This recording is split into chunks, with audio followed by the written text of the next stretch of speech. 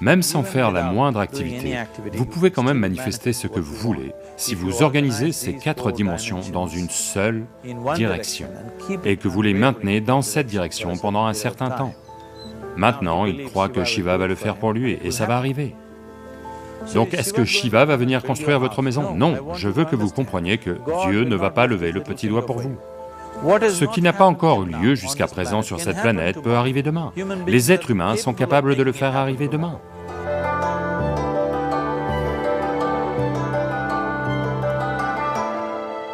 Tout ce que nous, en tant qu'êtres humains, avons créé sur cette planète a essentiellement d'abord été créé dans notre mental.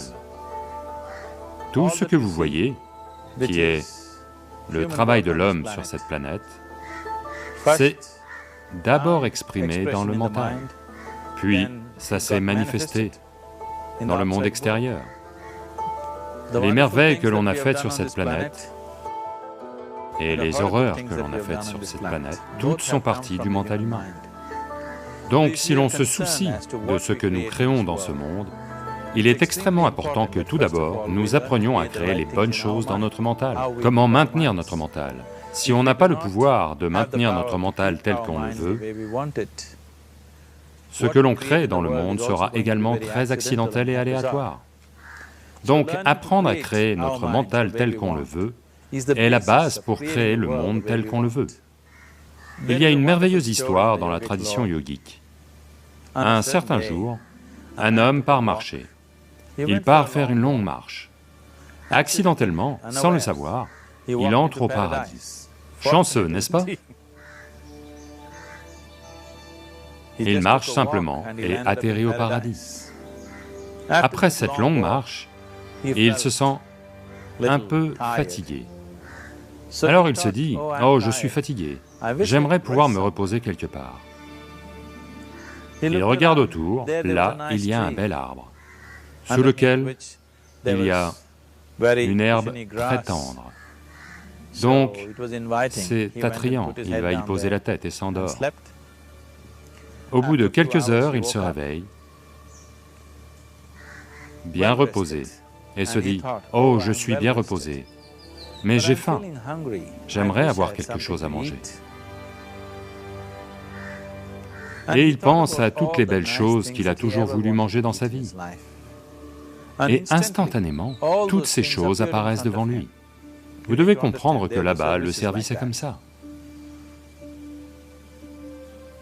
Les gens qui ont faim ne posent pas de questions. La nourriture arrive et ils mangent. Une fois l'estomac plein, ils pensent, « Oh, j'ai le ventre plein, j'aimerais avoir quelque chose à boire. » Toutes les bonnes choses qu'il a toujours voulu boire, il y pense et tout apparaissent, juste devant lui. Les gens qui boivent ne posent pas non plus de questions, donc ils boivent. Maintenant, avec un peu d'alcool en lui, vous savez, Charles Darwin vous a dit, « Vous étiez tous des singes, votre queue est tombée. » Pas moi. Charles Darwin vous a dit que vous étiez tous des singes, et que votre queue est tombée, et que vous êtes devenus humains. Oui, la queue est à coup sûr tombée. Mais le singe, en yoga, on qualifie toujours un mental non établi de markata, ce qui veut dire un singe. La raison pour laquelle on qualifie le mental de singe, c'est que... Quelles sont les qualités d'un singe? L'un des aspects du singe, c'est son mouvement inutile. Et un autre aspect du singe, c'est que, si je dis « vous singez quelqu'un », qu'est-ce que ça veut dire? Imitation. Singe et imitation sont devenus synonymes. Donc, ces deux qualités essentielles d'un singe sont tout à fait les qualités d'un mental non établi. Les mouvements inutiles, vous n'avez pas besoin de les apprendre du singe, vous pouvez les apprendre au singe. Et imiter est le travail à temps plein du mental. Donc, lorsque ces deux qualités sont actives, un mental est qualifié de singe. Donc ce singe est devenu actif en lui. Il regarde juste autour de lui et se dit, « Que diable se passe-t-il ici? Je demande à manger, de la nourriture arrive, je demande à boire, des boissons arrivent, et il doit y avoir des fantômes par ici. et des fantômes arrivent. Oh, les fantômes sont arrivés, ils vont m'encercler et me torturer, pense-t-il. Immédiatement, les fantômes l'encerclent et commencent à le torturer.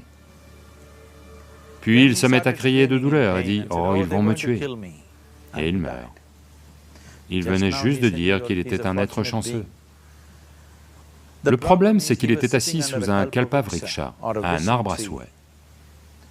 Il demande de la nourriture arrive, il demande à boire, des boissons arrivent, il demande des fantômes arrivent, il demande la torture arrive, il demande la mort a lieu. Maintenant, ne vous mettez pas à chercher ces kalpavrikshas dans la forêt. Vous pouvez à peine trouver un arbre ces jours-ci. Un mental bien établi, un mental qui est dans un état de samyukti est appelé un kalpavriksha. Si vous organisez votre mental à un certain point, cela organise à son tour l'ensemble du système. Votre corps, vos émotions, vos énergies, tout s'organise dans cette direction. Une fois que toutes ces 4 dimensions en vous, votre corps physique, votre mental, vos émotions et les énergies fondamentales de la vie sont organisées dans une seule direction. Une fois que vous êtes comme ça, tout ce que vous souhaitez a lieu, sans même lever le petit doigt, on va dire. Ça aiderait d'assister la chose par de l'activité, mais même sans faire la moindre activité, vous pouvez tout de même manifester ce que vous voulez, si vous organisez ces 4 dimensions dans une direction et les maintenez dans cette direction un certain temps. En ce moment, le problème avec votre mental, c'est que, à tout moment, il change de direction. C'est comme si vous voulez aller quelque part, et tous les 2 pas, vous changez de direction. Il est très peu probable que vous arriviez à destination, à moins que ça n'arrive par chance. Donc, en organisant notre mental et, par conséquent, l'ensemble du système, et ces 4 dimensions de base de ce que vous êtes en ce moment dans une seule direction, si vous faites ça, vous êtes vous-même un kalpavriksha. Tout ce que vous souhaitez va avoir lieu. Mais en ce moment, si vous regardez vos vies, tout ce que vous avez souhaité jusqu'à présent, si ça arrive, vous êtes fini. Toutes les choses et tous ceux que vous avez désirés, si tout ça atterrit dans votre maison aujourd'hui, pourriez-vous vivre avec ça? Une fois qu'on dispose d'une telle capacité, il est très important que nos actions physiques, nos actions émotionnelles, nos actions mentales et nos actions énergétiques soient contrôlées et dirigées comme il faut. Si ce n'est pas le cas, nous devenons destructeurs, autodestructeurs. En ce moment, c'est notre problème. La technologie, qui est censée rendre notre vie belle et facile, est devenue la source de tous les problèmes, et l'on détruit la base même de notre vie, qui est la planète. Donc ce qui aurait dû être une bénédiction, on en fait une malédiction. Ce qui nous a apporté des niveaux incroyables de confort et de commodité au cours des 100 dernières années, est aussi devenu une menace pour notre vie, simplement parce que nous ne sommes pas dans une action consciente, nous sommes dans un état d'action compulsif. Donc organiser notre mental correspond essentiellement à passer d'un état d'activité compulsif à un état d'activité conscient. Vous avez peut-être entendu parler de gens qui demandent quelque chose et pour qui ça se réalise au-delà de toute attente.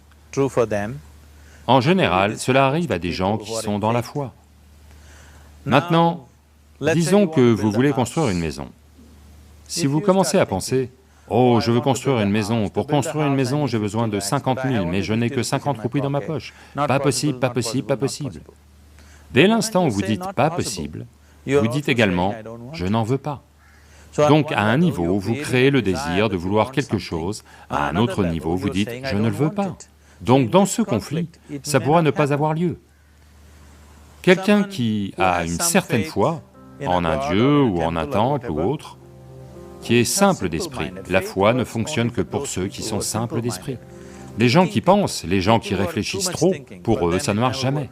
Une personne enfantine qui a une foi simple, en son dieu ou en son temple ou autre, il va au temple et dit « Shiva, je veux une maison, je ne sais pas comment, tu dois le faire pour moi. » Maintenant, dans son mental, il n'y a pas de pensée négative. Cela va-t-il se produire? Cela ne va pas se produire? Est-ce possible? Est-ce impossible? Ces choses sont complètement supprimées par le simple acte de foi.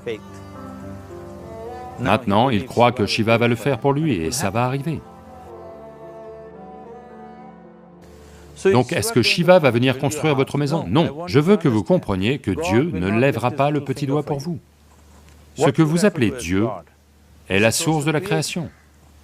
En tant que créateur, il a fait un travail phénoménal, il n'y a aucun doute là-dessus. Pouvez-vous penser à une meilleure création que celle-ci? Est-ce que quiconque a l'imagination pour penser quelque chose de mieux que ce qui est là tout de suite? Donc en tant que créateur, il a merveilleusement bien fait son travail.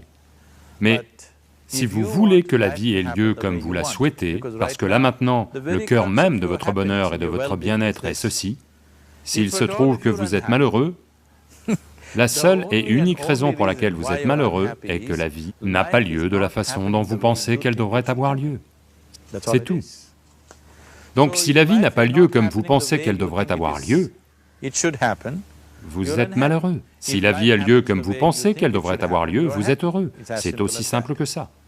Donc pour que la vie ait lieu de la façon dont vous pensez qu'elle devrait avoir lieu, en premier lieu, la façon dont vous pensez, avec quel niveau de concentration vous pensez, le degré de stabilité de votre pensée et le degré de réverbération du processus de pensée vont déterminer si votre pensée va devenir réalité ou s'il s'agit simplement d'une pensée vide, ou si vous ne créez aucun obstacle à votre pensée en créant un processus de pensée négatif.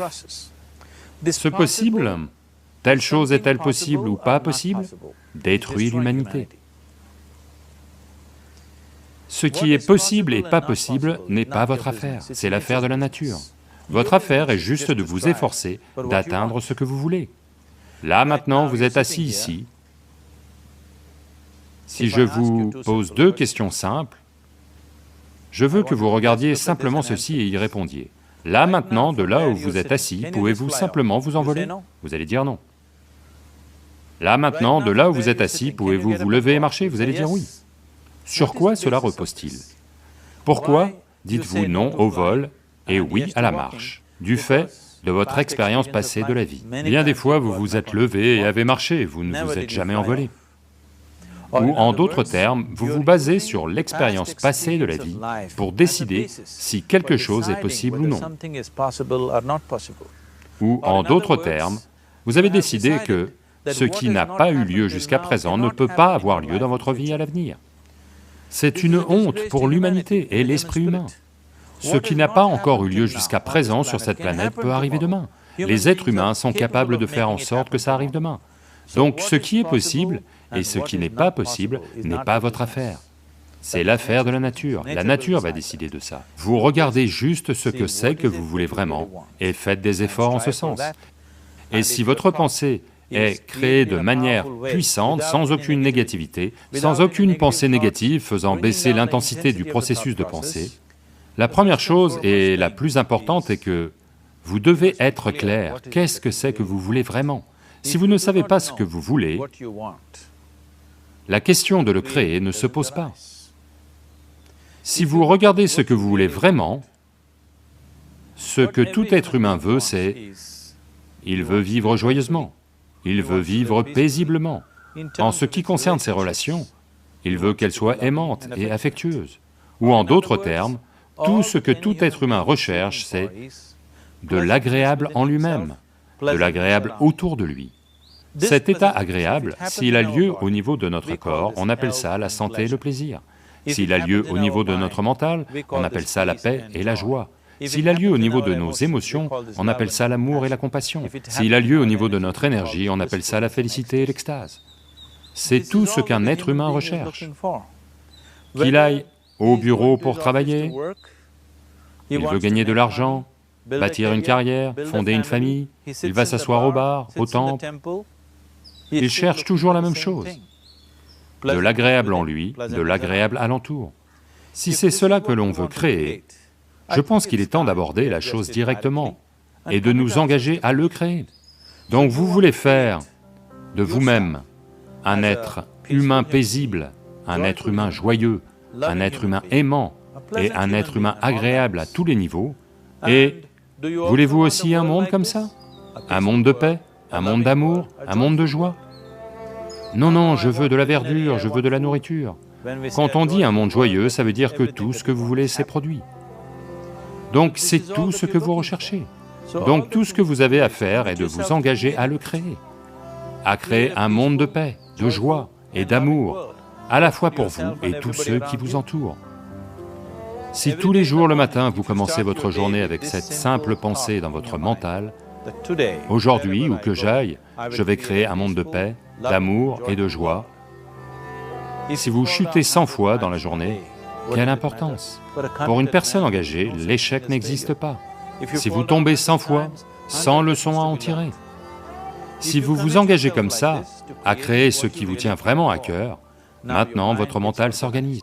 Une fois que votre mental s'organise, la façon dont vous pensez est la façon dont vous vous sentez, vos émotions vont s'organiser. Une fois que vos pensées, vos émotions sont organisées, vos énergies vont s'organiser dans le même sens. Une fois que vos pensées, émotions et énergies sont organisées, votre corps lui-même va s'organiser. Une fois que ces quatre sont toutes organisées dans une seule direction, votre capacité à créer et à manifester ce que vous voulez est phénoménale. Vous êtes le créateur à bien des égards. Ce qui est la source de la création fonctionne en vous à chaque instant de votre vie. C'est juste que, avez-vous gardé accès à cette dimension ou non? Organiser les 4 éléments de base de votre vie vous y donnera accès. Il y a des outils et des technologies pour le faire. Toute la science du yoga, toute la technologie que l'on appelle yoga, n'a que ça pour objet, vous faire passer d'un état où vous n'êtes qu'un fragment de création à un état où vous devenez un créateur. C'est mon souhait et ma bénédiction que chaque être humain de ce monde ait accès à la source de la création en lui-même pour qu'il puisse fonctionner ici en tant que créateur, pas juste en tant que fragment de création.